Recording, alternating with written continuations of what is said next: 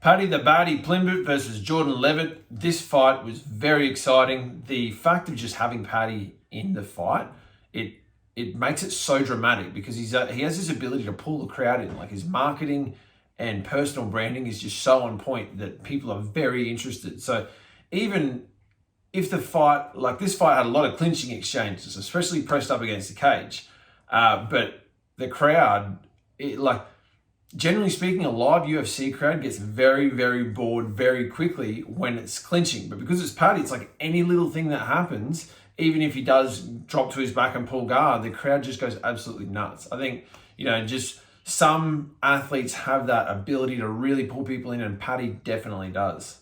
Paddy's been such a marketing machine, and almost like Sugar Sean O'Malley, a lot of fans are still trying to figure out how good he really is. Like, is he just hype, or can this guy actually fight? His opponent, Jordan Leavitt, is making his 6th UFC appearance for the corporation, and Paddy is making his 3rd. So I think really, this is a justified opponent. Like, anything more or harder than that, I think would be unfair on Paddy. It doesn't give him that time to sort of climb through the ranks and develop his game. And anything less would just be feeding him an opponent that's, is a lamb to the slaughter, essentially. So I think this is a very justified matchup and a good level to sort of see where he's at. So the fight starts with Paddy being a little too eager, in my opinion, which is totally understandable. He's got, all of these people screaming his name. He's just trying to hype up the crowd walking out, and, they're chanting and singing, and, going from that to focused and patient would be very hard. He does quite a good job of bringing it back in and remaining focused, but just a little too keen to get in there with those big exchanges. And he overcommits on a couple shots, gets a little too close, and Leavitt enters into a clinch scenario and presses him up against the cage. It seems that this is Leavitt's whole game plan, just to hold him against the cage and grind it out, and not even really take him down, but just make it look like he's taking him down. So you notice throughout the whole fight, Leavitt is changing levels, going from the upper body to a lower body to the legs, almost like threatening single legs and double leg takedowns, but he never fully commits and tries to get him down. And if he does, he lets him get back up. Maybe I'm wrong. Maybe this is Paddy being too good to not be taken down, but to me, it looks like Leavitt wants him pressed against the cage for the whole fight. And he does a very good job of looking like he's staying busy, because if he just held him in a double underhooks pressed up against the cage for the whole fight, the crowd gets very, very restless, starts booing. The ref's going to feel the pressure to separate the fight, and then they're back to a distance where Paddy can throw one of those big shots and ultimately hurt him. So I think this is actually a very good game plan from Leavitt, just to show that he's threatening takedowns, but not actually take him down. Because once it's on the ground, Paddy is very, very dangerous. One of the takedowns that Leavitt does get, it actually is probably more of a guillotine defense. I don't think he really intended that to be a takedown.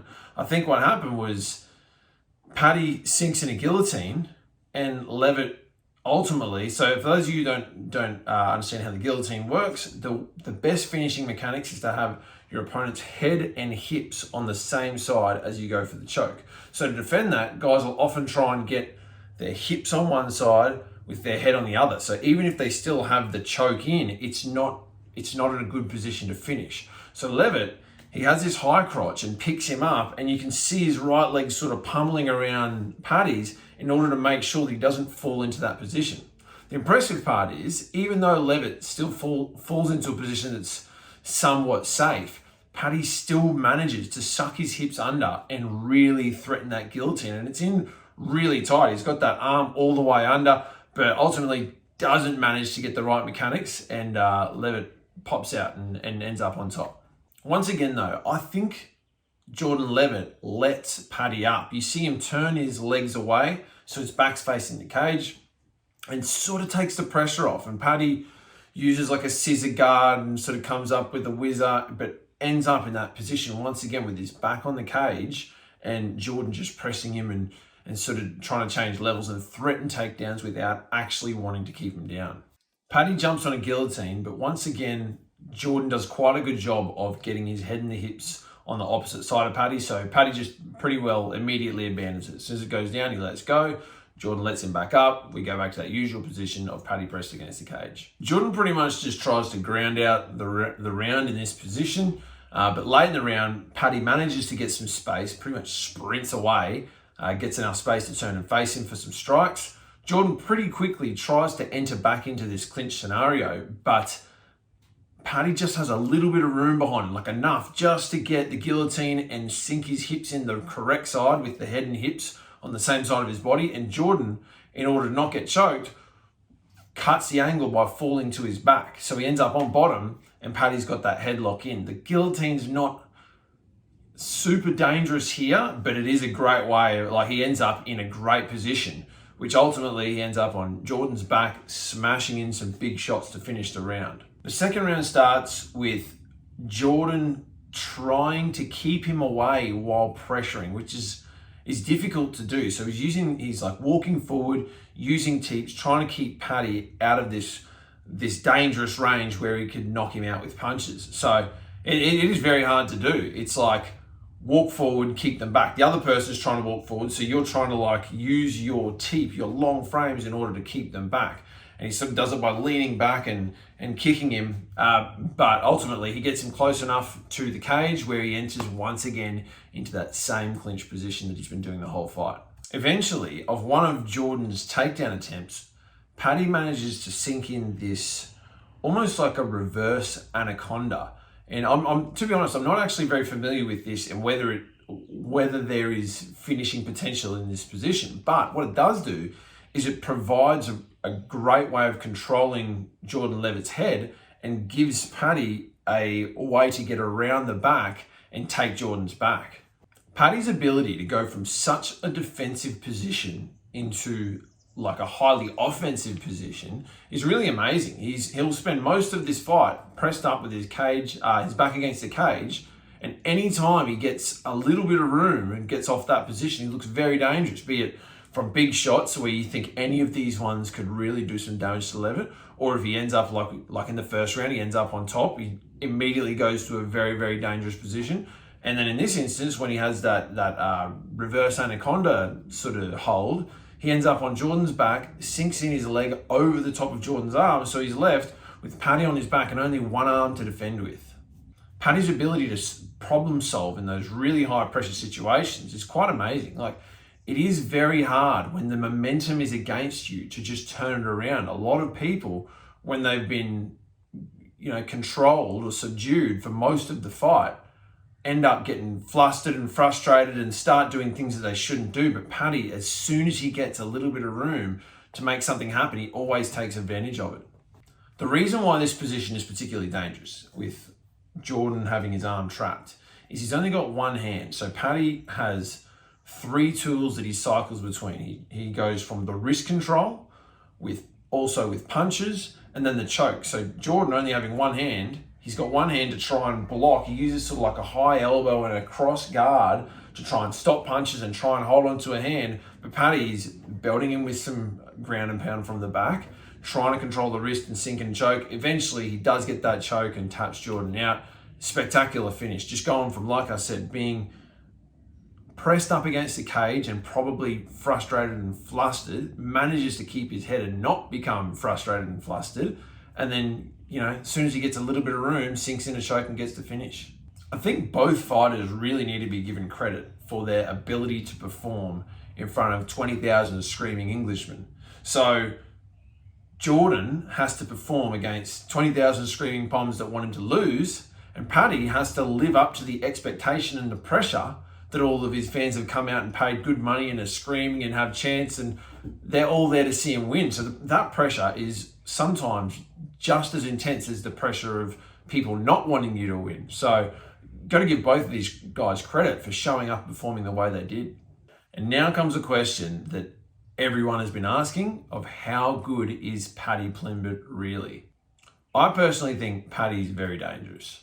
I think I wouldn't go as far as to say that he's a super technical striker, but he throws with such bad intentions that it only takes one of them to completely change the fight. He could be losing every second, but if he lands one of those, and he swings in combinations too, if he lands one of those shots, he could put anyone away.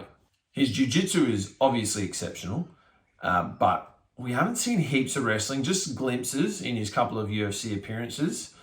But I do think his tendency to want to play guard could be a risky strategy down the road, depending on the opponent. Whenever Paddy gets to the ground and he ends up on top, he's so dangerous. So it'd be really interesting to see as his career progresses, if he can develop that ability to not, rather than shoot and then pull guard, but shoot and end up on top. Because anytime he's on top, it looks like he's only seconds away from a finish at all times. So my point I made earlier, I think it is important that Paddy doesn't climb the ranks too quickly. Like in the past, we've seen he had a bad tendency to come in striking with his head quite high. And it does appear he's made some adjustments to this, but it still does need some improvement. So I think, giving him that time over the next few fights and some, I wouldn't say well-picked opponents, but just justified opponents where we don't just expect him to take on one of those top 5 guys immediately, but give him that chance to develop his skill because he's still very young. Most of the UFC champions are in their 30s. Paddy's only 27. Now, a lot can happen in 6 months, let alone a year, let alone 3 years. So giving him that time to develop and keep the momentum going with, his marketing, he's going to be a massive draw card, like almost on the level of Conor McGregor potentially, where he has people so invested and he can back it up at the same time with his skill. We have to remember the lightweight division is absolutely stacked. You look at any of those guys in the top 15 and they are world class. They are absolutely some of the best fighters in the UFC. I think it's the division in the UFC. So with that in mind, I really do think we have to give Paddy every chance in order to develop his skill set so that when he does get to one of those guys, he's going to take them out. Now, Paddy has this ability to generate the interest, which this is show business. This is entertainment. The fight game is about entertaining and putting people on seats and not just about how good of a fighter you are, but how much can you invest the crowd. So with that on his side, he could get himself a shot very, very soon. But I like looking at some of those gatekeepers in the divisions, like the Tony Fergusons or the Rafael dos Anjos. Like those guys would be a big problem at this stage in his career. So very interested to see what happens. I'm very interested to see how he develops his game plan or his skill set, I should say, over the next couple of years. And I'm very interested to see where he ends up, whether he will be one day lightweight UFC champion or he ends up, I wouldn't say like Conor McGregor, because Conor did end up at the top, has had a bit of a fall from grace since then. Whether Paddy can make it all the way is yet to be seen, but it does look promising for him. Guys, if you enjoyed this video, hit that like and subscribe button and leave us a comment letting us know what you thought of the analysis, whether you agreed or disagreed. I'll see you in the next video.